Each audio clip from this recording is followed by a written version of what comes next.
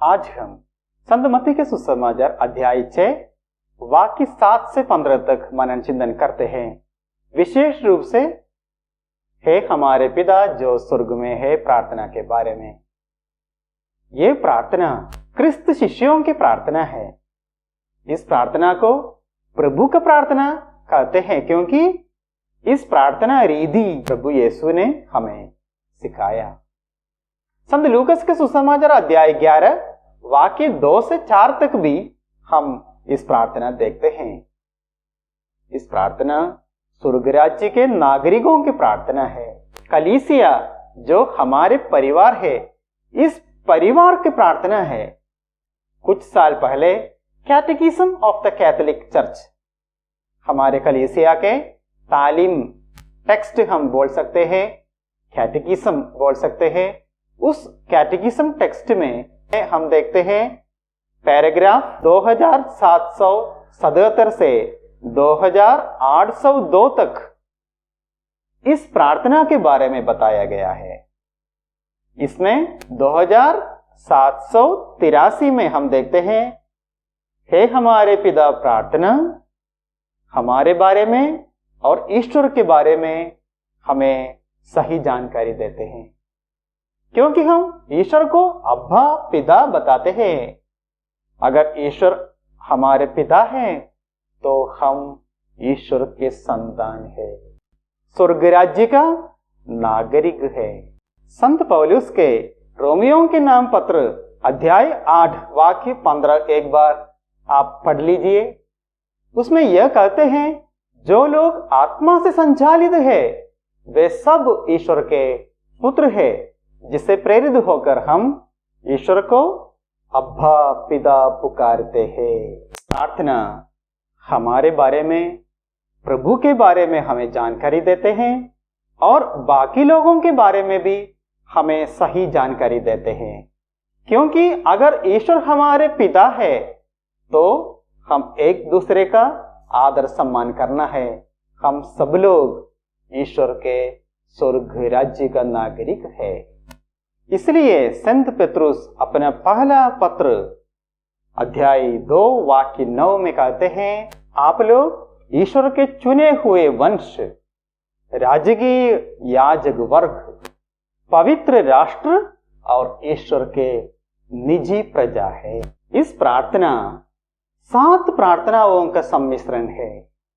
पहला प्रार्थना में हम कहते हैं तेरा नाम पवित्र माना जाए।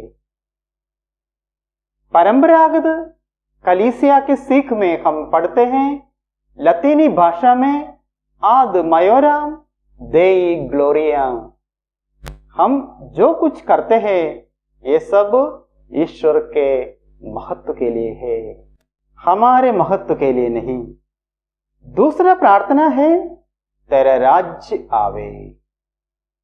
संत मत्ती के सुसमाचार का सबसे बड़ा विषय ईश्वर का राज्य है। इस प्रार्थना हमें याद दिलाते हैं कि हम ईश्वर के राज्य के नागरिक हैं और हमारा कर्तव्य है ईश्वर के राज्य का स्थापना करना। तीसरा प्रार्थना है तेरी इच्छा जैसे स्वर्ग में है वैसे पृथ्वी पर भी पूरी हो।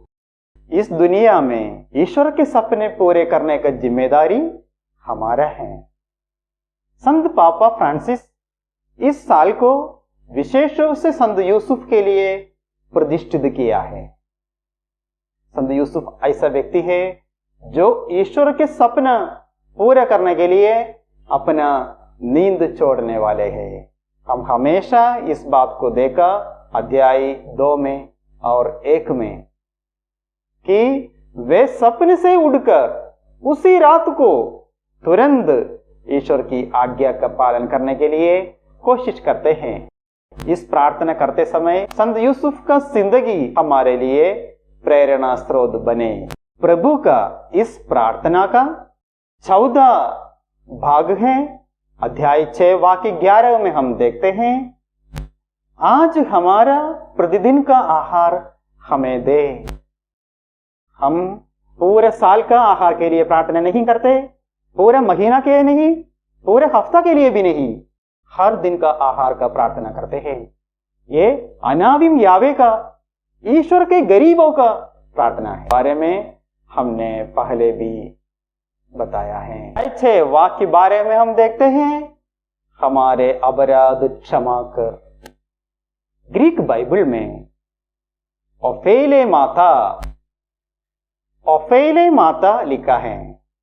ओफेले माता शब्द का अर्थ है कर्ज, जबकि लूकस के सुसमाचार अध्याय 11 वाक्य 4 में लिखा है हमर्तियास।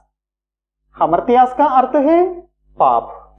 इसलिए इसका मतलब है हमारे पाप एक प्रकार का कर्ज है जो हम चुका नहीं पाएंगे।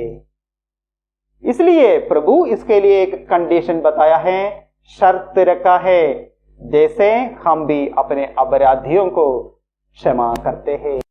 वाक्य 14 और 15 में प्रभु स्पष्ट रूप से हमें बताते हैं, अगर तुम अपने अपराधियों को क्षमा करोगे तो स्वर्गीय पिता तुम्हारे अपराध क्षमा करेंगे। इस प्रार्थना का 6वां और 7वां प्रार्थनाएं हैं, हमें परीक्षा में न डाल परंतु बुराई से बचा।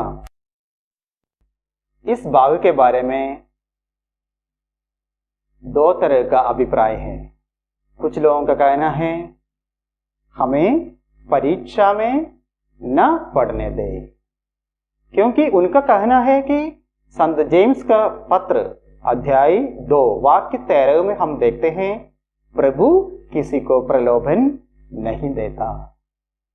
लेकिन कुछ लोग कहते हैं ये प्रार्थना सही रूप में कहने के लिए ऐसे कहना चाहिए, हमें परीक्षा में न डाल, क्योंकि हम बाइबल में बहुत बार ऐसे देखते हैं, जैसे उत्पत्ति ग्रंथ अध्याय 22 वाक्य 1 ईश्वर अब्राहम का परीक्षा लेता है। निर्गमन ग्रंथ अध्याय 16 वाक्य 4 प्रभु मूसा से कहते हैं मैं उनके परीक्षा लूंगा। अय्यूब के ग्रंथ में हम देखते हैं ईश्वर अय्यूब को टेस्ट करते हैं। प्रभु यीशु के जीवन में भी परीक्षक उनका टेस्ट करते हैं। इसलिए दोनों नजरिया हम बता सकते हैं और दोनों नजरिया से ये प्रार्थना में हम ईश्वर का कृपा मांगते हैं ताकि हम परीक्षा में न पड़े, परीक्षा के ऊपर विजय प्राप्त कर सके। हम अपने ताकत पर परीक्षाओं में विजय प्राप्त नहीं कर सकते हैं। मैं आपसे 3 प्रश्न पूछता हूं। कैटेकिज्म ऑफ द कैथोलिक चर्च जो कलीसिया के तालीम ग्रंथ है, उसमें कौन सा पैराग्राफ में हमारे बारे में और ईश्वर के बारे में सही जानकारी देने वाला है, हे हमारे पिता प्रार्थना, ये बताया है? कौन सा पैराग्राफ में बताया है? दूसरा प्रश्न है, ईश्वर किसी को प्रलोभन नहीं देता, ये संत याकूब का ग्रंथ में हम देखते हैं। कौन सा अध्याय, कौन सा वाक्य? तीसरा प्रश्न ये है, ओफेले माता, यह संत मत्ती के सुसमाचार में लिखा गया है, जिसका अर्थ है कर्ज। इसके स्थान पर संत लूकस के सुसमाचार में लिखा है हमर्तियास। इस शब्द का, हमर्तियास शब्द का मीनिंग क्या है? हमर्तियास शब्द का मीनिंग हिंदी में या इंग्लिश में आप लिखिए। आने वाला एपिसोड में मिलते हैं। सबको जय यीशु।